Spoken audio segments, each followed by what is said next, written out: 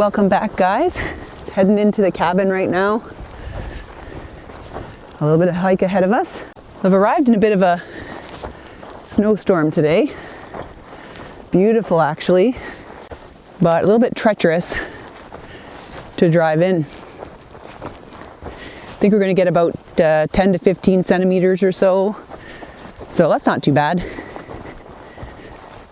But the snow is actually getting kind of deep out here, which is good. From a lot of your guys' videos, I see that there's not a lot of snow in some places, which is kind of alarming, I guess. But I guess we're getting it all.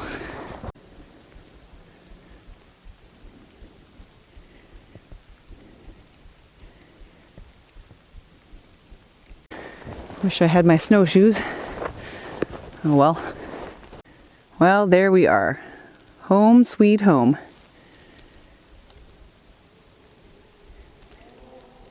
Here's some snowmobiles in the background.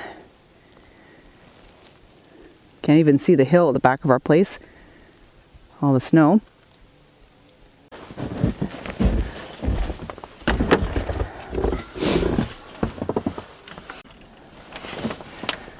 It's all stiff.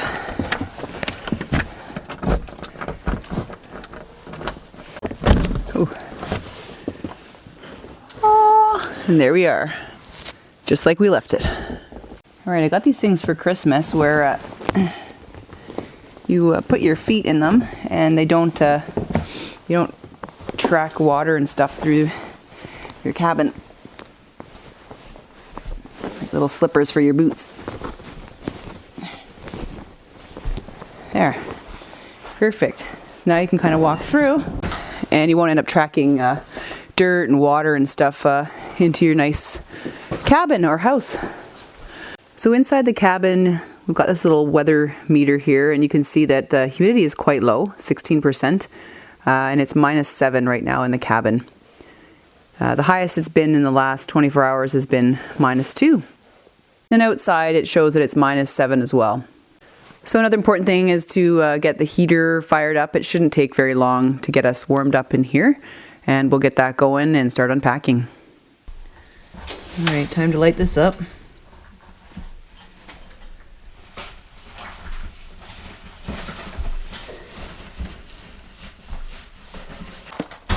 And the batteries are cold, so my ignition button isn't working well. Well, I just use a good old-fashioned match.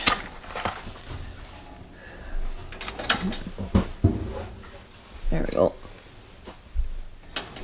Nice. And with a kerosene heater, you always got to open a window because you don't want to get carbon monoxide poisoning. All right, I always have a carbon monoxide detector, and we've got 2 smoke alarms as well.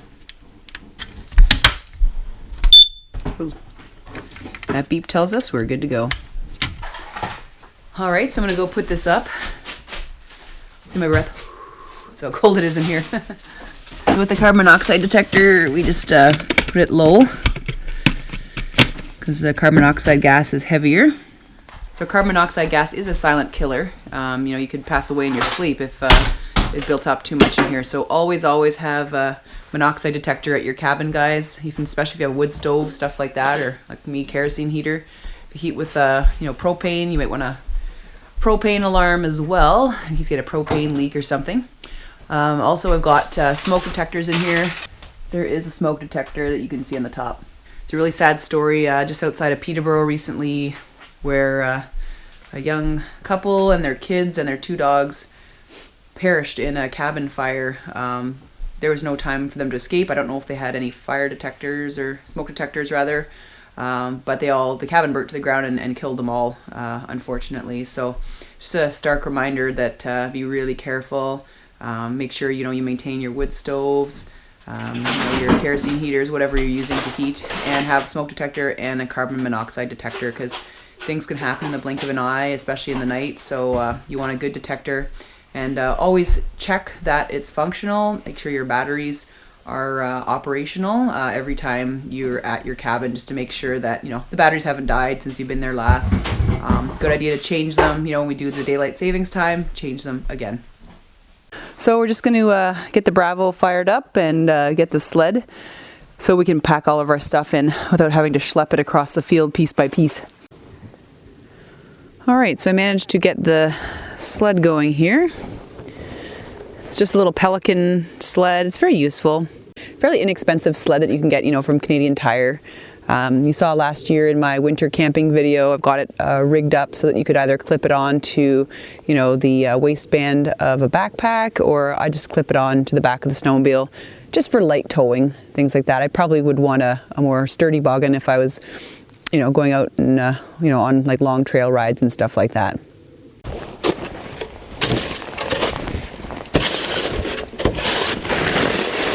Oh, there's a big chunk.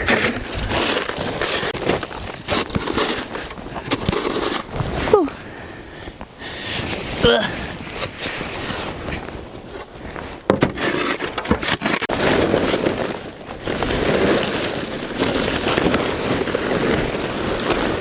It's been a while since I've been here, so we'll see how she goes.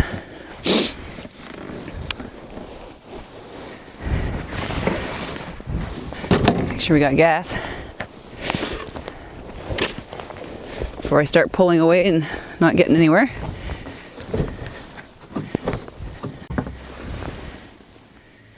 Yeah, we might need some gas. So with my Bravo, I put in a premix, a 40-to-1.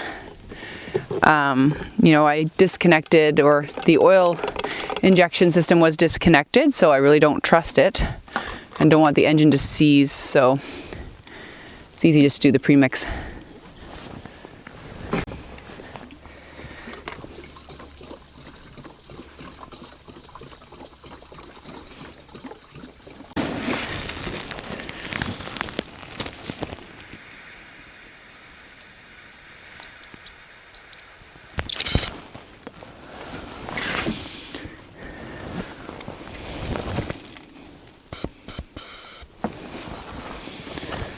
All right, so what I just did there is I have a little tube on here. I blew in there just to force the gas up into the lines up to near the carburetor.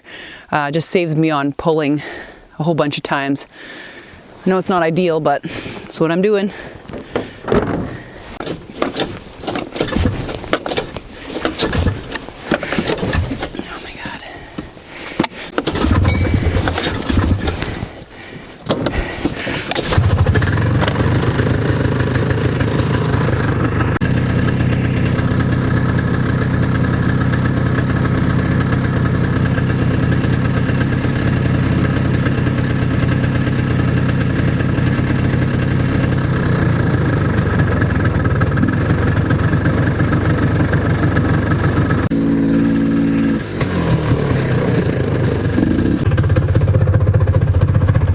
Looks like the track is frozen, so there we go.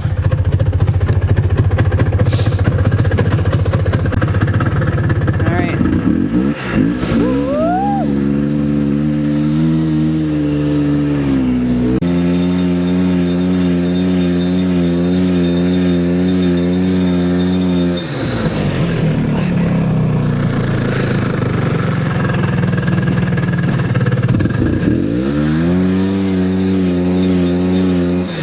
Well, not a few feet from where I am, I'm stuck. It's hard making the first few trails here in deep snow. It's not a long track or a wide track, so just gotta jiggle it out of place here.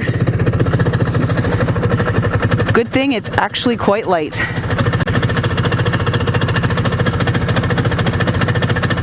And there's my rut. Let's give her a whirl. Well, finally got everything up here at the cabin. An empty sled. It's a bit of a slog cutting the first bit of trail here with a snowmobile. It's not a wide track or a long track. It doesn't really float too well above deeper snow. So another thing I've got to get set up now that we've got everything here in the cabin is little bird feeders. The little chickadees would never forgive me if I didn't put up their feed. They drained the feeders from the last setup that I had the last time I was here. So I'm going to put out some good stuff for them. It's still snowing out, but you know, once the sun comes out, maybe a little bit later, I bet you they'll be all over that feeder. We've got a new type of feeder here that's really cool. It sticks to the window, and they can just enjoy the seeds. And we get a great view of them as well from inside. In the feeder today I put some oiled sunflower seeds as well as some dried mealworms, so it gives lots of great protein for these little guys to keep them warm through the nights. Alright, I've got the feeders all set up. I've got a suet feeder as well as the regular feeder up again. So another thing that we have to set up is the bathroom. As you know from my summertime and spring videos, that, you know, we have a pit toilet and in the woods, and actually compost down because I add microbial complex to it, and also we add some peat moss and it composts the waste. But in the winter that's not really all that possible, so have to set up the ever so luxurious bathroom of the woods, the honey bucket. So there it is, buried under the snow. I got to dig it out, and we'll just stick it on the inside of the shed here, and then we'll have an indoor bathroom. So what you need for this project is basically a 20-gallon pail, and what I use are these, it's called double duty. They're for waste. They're double lined, and they also have an absorbent material at the bottom. So there you go, there's another liner that comes inside the double duty bag. It's like a garbage bag, and I just sort of tie it onto the bucket with some twine, and there's the absorbent material. And then you just use your regular peat moss each time you go. So I've carried the Thunderbox in here, put it over top, and we're good to go. It's not very glamorous, but it's reality out here, and maybe in the future we'll have a composting toilet, but they're just really, really expensive. And a lot of permits and stuff involved for digging more involved pit systems out here, so we'll dispose of the waste as appropriate for the township. Just heading out now. I heard some yelling coming from the neighboring property, so I'm just gonna go see what's going on.